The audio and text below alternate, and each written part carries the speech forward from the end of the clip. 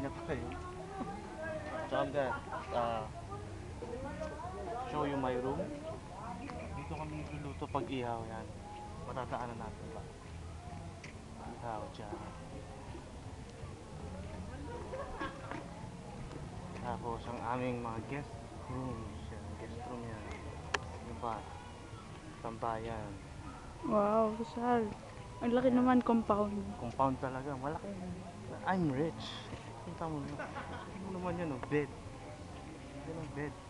Hindi na kailangan ng kutsyon kasi world class yung bed ko. Yan. So makikita niyo dito. Yan. Yung pool ko pa rin. Overlooking. Wow, ng buong haba. bahay ko. Mahaba talaga yan. Hindi ko kailangan ng bubong kasi once na nagkaroon ng bubong, mararamdaman yung simoy ng preskong hangin. Oo nga. Ang social, may music room ka pa, open. Open talaga yan. You know. Open talaga yan. So yung mga instruments ko that came from you know where. And ito yung kwarto ko. Tinatawag ko siyang bale kasi pang ano yun eh, pang mayaman lang. So pag sinabi mong bale, parang baliwala. Baliwala kung pang mahirap. May pang mayaman yan.